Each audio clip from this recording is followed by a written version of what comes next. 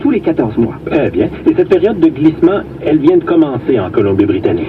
Oui, la saison des ce qu'on appelle les trémors et glissements épisodiques, comme on les appelle, a commencé vendredi dernier, soit le 24 février pour être exact, et elle rend même nerveux certains séismologues sur la côte ouest, comme Alison Bird, qui admet qu'à cette période, elle évite, elle, de se stationner dans un stationnement souterrain.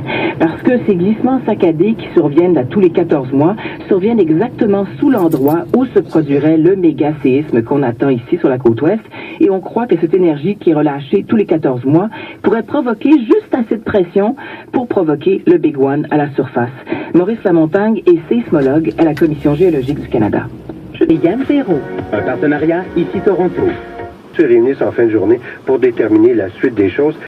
Centre pour y traiter la cyberdépendance. Il n'y a pas de reconnaissance officielle au niveau de l'offre de service, ce qui veut dire qu'il n'y a pas de financement spécifique. Une aberration pour Félix qui voit que sa dépendance s'apparente en plusieurs points à celle aux drogues ou à l'alcool. C'était les talibans qui représentaient la grande menace. Là, on a une première attaque contre un hôpital depuis 2011, hôpital militaire dans une zone diplomatique la plus sécurisée de Kaboul, nous disait Frédéric. Ça donne à penser que plus rien ne tient, qu'il n'y a plus de zone sécuritaire en Afghanistan, M. Dekerkov. Vous savez quoi, je crois que vous avez tout à fait raison de l'évoquer comme ça. Il n'y a plus de sécurité.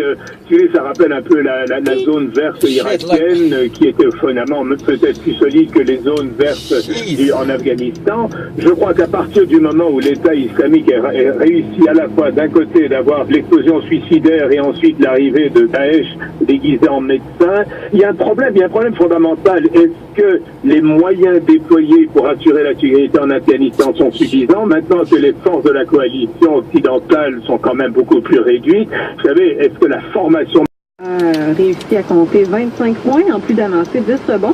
C'est pas mal du tout pour lui parce que Valanciunas, il a une moyenne de 12 points par match habituellement cette saison. Alors 25 points, c'est pas mal du tout. DeMar DeRozan, par contre, compté moins de points qu'à l'habitude. 14 points, 6 mentions d'aide et 3 rebonds. Serge Ibaka, lui, a compté 12 points. Au football américain, le quart arrière des Bills de Buffalo, Tyrod Taylor, a accepté de restructurer son contrat.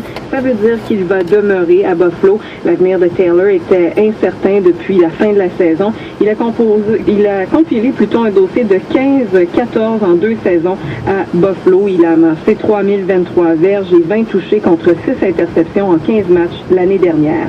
Le Canadien de Montréal est sur la route. Il affrontera les Flames à Calgary ce soir. Il sera à Edmonton dimanche pour affronter les Oilers.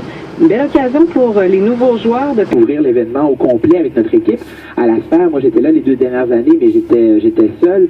Et là, donc, on sera avec Fabien Lozac et Catherine Mathis et Martin Lessard. Et c'est un méchant casse-tête d'organiser nos journées parce que pour une conférence intéressante qu'on va voir, là, on en manque à peu près 10 qui vaudrait aussi la peine d'être vu. Bref, c'est un méchant beau casse-tête. C'est un beau problème oui. En fait, de couvrir ce festival. Alors, on va pouvoir vous entendre en parler quand à l'émission?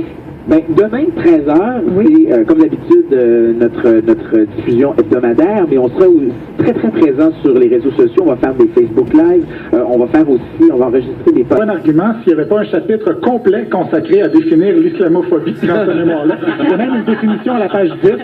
Et après avoir lu ça, je me suis senti un petit peu niaiseux d'avoir pensé que Richard Martineau aurait lu le mémoire avant de le critiquer. Je m'y habituerai jamais. Mais quand même, le mémoire en question nous apprend des choses intéressantes. Par exemple, on apprend que sur 2184 chroniques entre 2006 et 2014, 438 portaient sur l'islam. Et Radio-Canada estime aussi qu'entre 2015 et 2016, il en a ajouté plus de 200 sur le même sujet à son palmarès. Et qu'est-ce qu'en a dit le principal intéressé chez Denis Lévesque?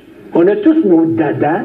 Moi, effectivement, c'est un de mes dadas. Alors voilà, il y en a qui collectionnent les timbres, d'autres qui construisent des trucs avec des cure-dents. Lui, son couverture de soins de santé à un plus grand nombre d'Américains, la rendre plus accessible, idéalement moins cher. Un rêve qu'entretiennent beaucoup de gens depuis un quart de siècle et auquel on n'arrive toujours pas et qui là pourrait s'avérer encore plus lointain si effectivement les républicains peuvent accoucher d'une réforme qui obtienne la majorité au Congrès. Qu'est-ce que c'était la réforme d'Obama et qu'est-ce que propose en échange, parce qu'il semble que ce soit quelque chose d'un peu à mi-chemin, que proposent aujourd'hui donc les républicains? Notre invité est toujours professeur et politologue, doyenne maintenant de la Faculté des arts de l'Université McGill de Montréal, Mme Antonia Maioni. Bonjour. Bonjour. Alors, c'est vrai que c'est pas simple, mais en grande ligne, effectivement, rendre plus d'Américains protégés par des assurances privées. On s'entend, c'est un régime privé, contrairement au Canada, qu'on a aux États-Unis. Et étendre ça, peu importe qu'on ait été malade ou pas, etc., peu importe son âge. L'ambition d'Obama, c'est un peu ça, en gros. Oui, l'ambition d'Obamacare était justement d'élargir l'accès à l'assurance santé des Américains, parce que la clé de la voûte pour l'accès aux soins aux États-Unis, c'est sa couverture, comment on est couvert par les assurances privées.